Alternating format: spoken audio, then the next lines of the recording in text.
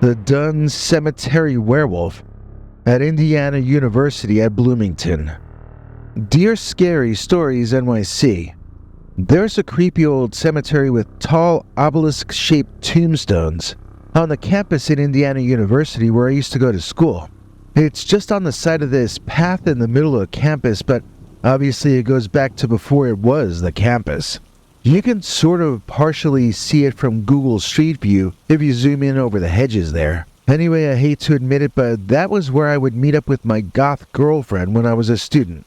And that was where she and I saw what I swear to you seemed to be a real werewolf. I mean, we saw the guy transform in front of us. I know that makes no sense because we weren't out in the woods or anything. We were in the middle of campus. But this story is like something out of the Middle Ages.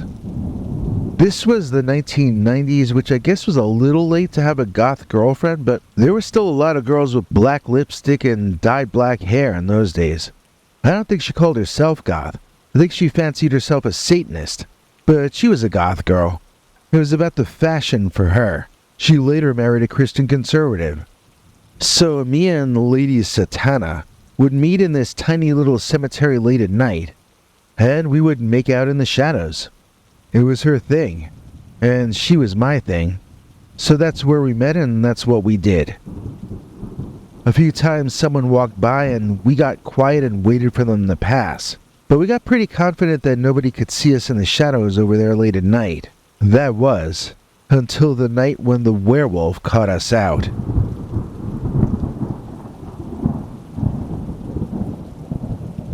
We didn't even hear this guy approaching, as we normally would when anyone came down the path there. He was suddenly just standing right there outside the cemetery, glaring into the darkness and calling us out. Hey! Hey, you two! What are you doing? We did what we always did when anyone was near. We held still. We kept quiet. We hoped he'd get a clue and keep moving. He was too young to be one of the faculty, so it must have been a student. It wasn't his job to roust us out. He was just being a busybody, in my opinion. So I held still, and I kept quiet. The guy got angry when we didn't respond. You think I can't see you, he growled out at us. I can see you. I can see in the dark. I would have just thought he was a nut, but he clearly could see us in the dark. So that made him a nut who could see in the dark. Suddenly, before we could do much of anything, the guy charged out into the little graveyard at us, and we backed up into the corner, putting our clothes back on and whatnot. This guy had us trapped. He started absolutely freaking out.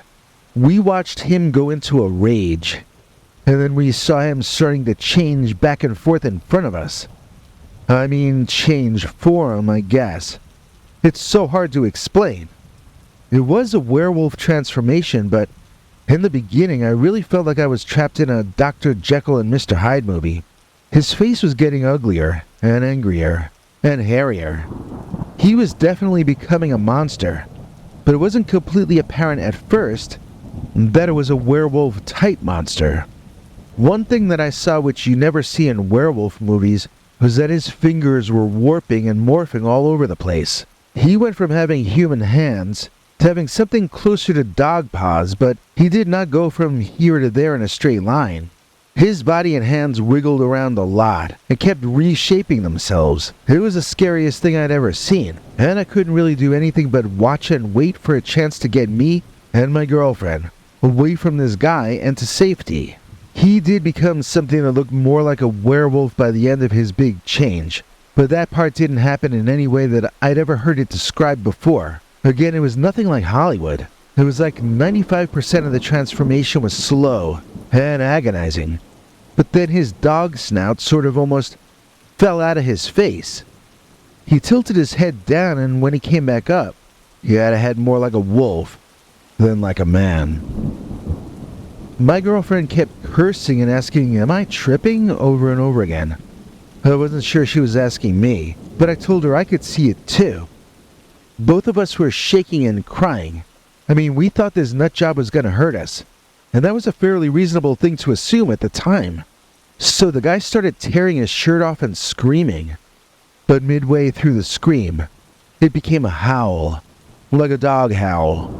My girlfriend was yelling at me to get her the bleep out of there, and I was certainly looking for my opening to do just that. The creature was too much in the way, though, and it was spurting out bodily fluids in all directions, so I really wanted to stay back from that thing. That was when, as my girlfriend used to put it, he went into his act. What she meant was, he put on this full display of werewolfism, howling, flexing, and then he turned and stared at us with these eyes that were not like the eyes of any animal I had ever seen. My girlfriend asked me if we were gonna die, and I told her yes. And then, that werewolf walked away. He looked like he had gotten distracted by some pigeons, and he walked over toward the birds. My girlfriend and I ran to her dorm room, and then we held each other, shivering for a while. Her roommate came in and kicked me out soon after, but before I left, my girlfriend asked me if I really thought we were gonna die. I acted like a smartass and said something like, well, everyone has to go eventually. But the truth was that, yeah, I really thought that nutjob werewolf guy was gonna do us in. I thought we were gonna end up the same way the people under the ground over there ended up. I'm just glad I never ran into that guy again. Maybe he wasn't actually a student, I don't know. I don't want to know either. I already know more than I want to know about the Indiana University werewolf. We've got 2 more Dogman or werewolf stories coming up, but first, this. If you want a coloring book full of monstrous delight, then give this a look. It'll give you a fright, right? Scary stories, coloring book, werewolf coloring book. And just to make your mind explode, it's a digital download. All it costs is $2.09, and then you will be feeling fine. Coloring monsters today, it's a coloring book, hooray. Okay, link is in the description. Welcome to Scary Stories. This time I've got a little golden nugget of a story that I really like, and believe it or not, it's another one from California. This one is called the California Car Jumper. The year is 1990. A woman in her 40s is driving home toward Livermore, California, from her job in Fremont. She has chosen to take Highway 84, which normally was a nice drive through country farmland that took her a half hour. On this particular night, however, a fog has taken over the countryside, making it hard to see very far in front of herself. As a result, the lady has to drive slow, just to make sure she's staying on the road, and not ending up in a ditch. As the drive stretched on longer than usual, the encroaching darkness combined with the weather to make visibility next to zero. Now, I can't tell you this lady's name because I don't even know it. She was a professional woman from a professional family, an accountant, an HR director, a Spanish teacher, and she never wanted her name linked to the strange things that were about to happen to her on that foggy, mysterious night.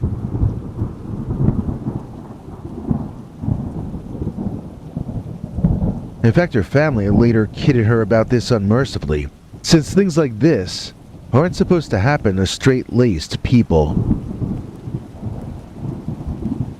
Although it was hard for the lady to make out much in the pea soup fog, she could make out the red light up ahead, and consequently slowed her vehicle down to a complete stop, the very instant her car ground to a halt. This creature landed on her car hood that was unlike anything she had ever seen, or would ever see again. Literally inches in front of her face, she saw the face of a dangerous, agitated, feral, carnivorous, wolf-like canine. And yet, the arms it landed on ended in hands, not dog or wolf paws. The woman didn't know what she was looking at, and she didn't know where it had come from. The fog had successfully hidden it from her view until it crash-landed directly in front of her windshield. So the woman's ordinary drive home had become difficult with the weirdly thick fog, and now it had turned into a full-on scene from a horror movie.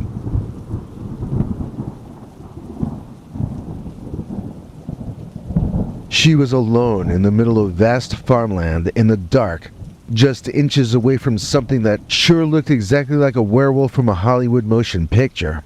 I can imagine she must have been quite frightened.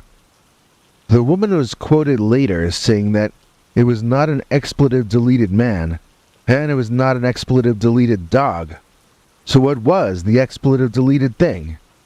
I'm sure this question was near the top of the list for this woman, as she looked into the eyes of that California dogman, and it looked right back into her eyes too.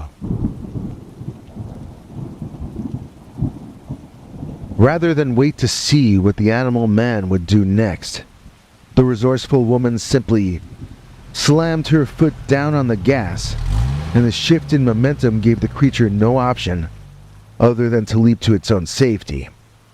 The woman kept her foot on that gas and she never looked back. She also never took that route home again either.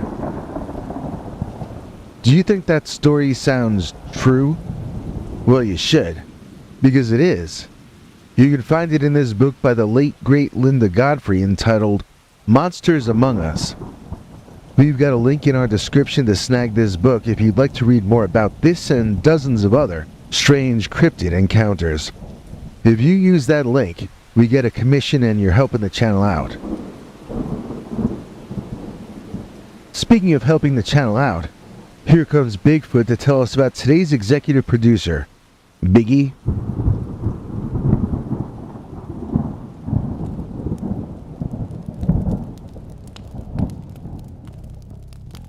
He's never off and he's always on. He's nobody's fool, John Carnagan. Please join me in thanking tonight's executive producer, John Carnagan, who recently joined our secret PayPal subscribers club, which you too can join at peterbernard.com. John gets to see our secret uncensored members-only stories, of which we do 4 new ones per month. If you don't want to join us through PayPal, you can join our YouTube channel members club and get the same perks.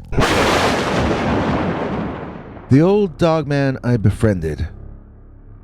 Dear Scary Stories, NYC. I never thought I'd end up living alone on a farm in rural Wisconsin, but after my husband passed away, that's exactly where I found myself. I won't bore you with the details about how I got there, but that was the end result. At first I was scared and lonely, but eventually I got used to the quiet and the peace that came with living out in the country. One day while I was working out in the garden I had started in the back, I heard a strange noise coming from the edge of the woods. It sounded to me like a boy crying, but it also didn't, and I became intensely curious to find the source. I followed the sound and stumbled upon a creature I'd only heard about in stories, a dogman. He must have been over 9 feet tall, and he was covered in fur, with sharp teeth and claws that looked like they could tear me apart in seconds. But he didn't seem interested in doing anything like that. As I got closer, I saw that there was something stuck in his paw. It turned out to be a thorn, and I know how painful those can be. So, in spite of my fear, I approached the dogman and I pulled the thorn out. To my surprise, the creature didn't attack me. I'm a pretty small woman, and I suppose I just didn't intimidate him in any way. So he allowed me to perform duties as his nurse. Instead of biting my hand off, which he had a large enough snout to do, he licked my hand and wagged his tail like a giant puppy. From that moment on, we became friends. Imagine a tiny old lady, 5'1", and an 8 or 9 foot tall behemoth coming to care about each other. If you can imagine that, then you can imagine me and Biggie. Yeah, I named him Biggie, although I had never heard of Biggie Smalls in those days. I actually have a CD of his rap music now, though. I like to listen to it because it reminds me of my Biggie, who was a lovely old fellow and became a trusted and loyal friend. I started leaving food out for my big guy by the edge of the woods, and he would sometimes come up to the house to visit me. It was a strange friendship, but one that brought me comfort and companionship in a time that might have otherwise been filled with great sadness. People in town thought I was crazy when I told them about my Dogman friend, but I didn't care. I knew the Dogman was real, and that he was kind and gentle, at least when he was around me. You know, the two of us spent a whole decade together, and even now, as I sit here telling his story, I can't help but smile at the memories of my dear friend. I remember the time that we had that big storm hit us. What year was that? I hadn't been listening to the weather, and the Dogman and I were out back playing fetch when the wind started kicking up, and the day went as dark as night. I turned on the radio, heard about the storm, and realized I not only needed to take shelter, but I needed to find shelter for big old Biggie, too. I hastily made my way down to the basement and called out to the Dogman to follow me. However, as I looked back, I saw that his large frame was struggling to fit through the narrow entrance to the basement. I tried to coax him, but he wouldn't budge. I knew he had to get inside or we would be in serious trouble. I had to climb the stairs up to my kitchen, go outside and around the back where Biggie was stuck in the entrance to my basement. I closed my eyes, braced myself, and prepared to shove him through and down the stairs. With all my might, I pushed him forward, and he finally managed to squeeze through. We were both out of breath, but relieved to have made it. The storm raged on around us and above us, the winds howling, and the lights flickering on and off. But we were safe in the basement, sharing the space, and trying to stay calm. I petted the Dogman as we waited for the storm to pass, grateful that we were together, and that we were making it through this difficult moment. Sometimes weathering a storm with someone can cause you to bond together. Not always, as I learned with my blood relatives, but with me and Dogman, that was the case. I always wondered how old he was. He was clearly an older version of whatever his species was, but who exactly knows what a Dogman even is? So, did that mean he was 10 years old when I met him? 20? Or do they live lifespans more like human beings do? Could he have been 50 or 60 when I met him, maybe? Could he have been my age? Or older? I'll never know. But he became a true friend in the same sense that your family dog does. Except he did not generally sleep indoors. He was just too big. I don't think he enjoyed being inside anyway, as he always wanted to go out the second any storm ended. And he never wanted to go inside, unless a storm had started. I remember this one time when I was hiking with the Dogman. The scenery was breathtaking, and the air was crisp and refreshing. However, my peaceful hike was abruptly interrupted by a startling noise. I turned my head to see a massive grizzly bear charging toward me, and I froze in fear. Just when I thought my fate was sealed, my friendly Dogman partner Biggie appeared out of nowhere and started barking ferociously at the grizzly bear. Big Grizz immediately stopped in its tracks and started backing away cautiously. The Dogman rose up from its forelegs to 2, and then so did the bear. They were about equal height on their hind legs, at least from my short little point of view. Biggie was fighting for his friend, though. He was fighting for me, and he continued to bark and snarl while circling around the bear, eventually scaring it away. As soon as old Grizz was out of sight, the Dogman trotted back up to me and gave me a playful bark as if to say, "Did you see that, human?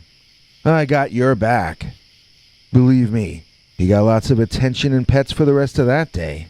I gave him half my dinner. I felt so grateful to have him around. The entire world had rejected me and sent me to the woods to die alone, but this singular beast had made my life fuller than it ever had been when I lived in the city. I couldn't help but laugh at the absurdity of it all. It was a good thing I had a friendly Dogman around. Otherwise, who knows what would have happened to me that day. From that moment on, I felt safe knowing I had a trusty companion by my side, ready to defend me against any other unexpected danger that might come our way. You know, I'm smiling as I write this, and I smile whenever I think of him. My dear friend and loyal companion, my Dogman. He was more than just a pet or an animal to me. He was a true friend, in every sense of the word.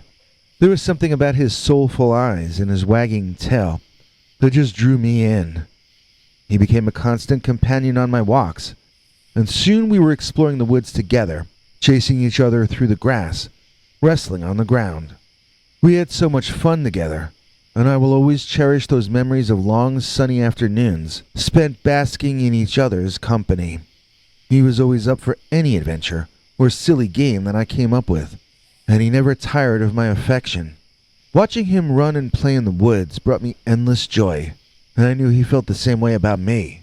He would always follow me wherever I went, his tail held high with excitement, and his joyful barks trailing behind him. As the years went on, our friendship deepened, and even as I grew older and grayer, he remained energetic and full of life. I will always cherish the memories I have of him, the happy times we shared, and the unconditional love that he gave me every day. Although he's no longer with me, I still feel his presence in my life, and I know that he's watching over me from wherever he may be. My Dogman may have been just a dog to some, but to me he was a dear, dear friend, and I will never forget the joy that he brought into my life.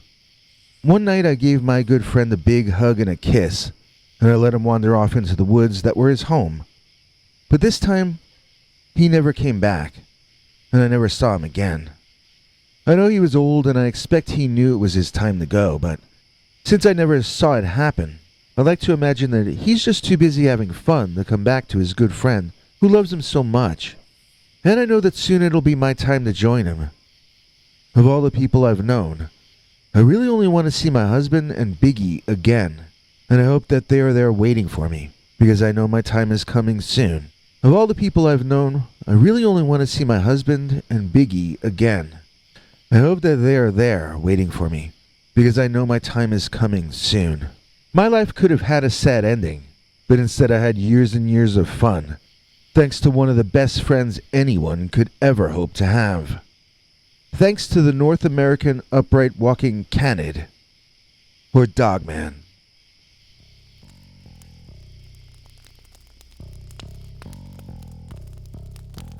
Coolest guy from the East Coast to Encino. Of course, I'm talking about Big Tino. Please join me in thanking Big Tino, who donated to us twice through Super Thanks on YouTube. Big Tino, you left a comment saying something about trying to see other videos. If you mean the members only videos, email me at that email on the screen, and I'll send you back the links. You can join our channel to see them as well, but you've already donated a lot to us, so I can send them via email, which is the way I do it with our PayPal subscribers club that people can join at peterbernard.com. Thanks so much, Big Tino. We really appreciate both of your donations from Super Thanks. And here to explain how to become a member and see our over 25 hours of secret, uncensored Dogman episodes is our international TV spokesmongrel, Henry Lee Dogman. Hank? Thanks, Biggie. And thanks to all of you for watching this far. If you liked it, please click like. If you'd like to see more of our work, please subscribe. And also click that bell icon if you'd like to be notified when we put out a new episode. To become an executive producer, you can donate to us through the thanks button under each of our videos, or through our paypal.me/PeterBernard209 page. To receive cool perks like secret uncensored Dogman episodes far too wild to ever run on this channel, you can become a YouTube channel member by clicking the join button, or join our PayPal subscribers club at peterbernard.com. Joining either at the $3 a month level or above gets you access to our over 25 hours of secret uncensored Dogman stories available nowhere else. Do you have a scary story about Dogman or some other kind of high strangeness that happened to you? Let us know by emailing us at scarystoriesnyc@gmail.com or by leaving us a voicemail message at 804-LA-SCARY. You may need to call back on that one. It cuts off after I think 3 minutes. And if you don't want to do any of that stuff, thank you for simply watching to the end. Good night, and have a scary tomorrow.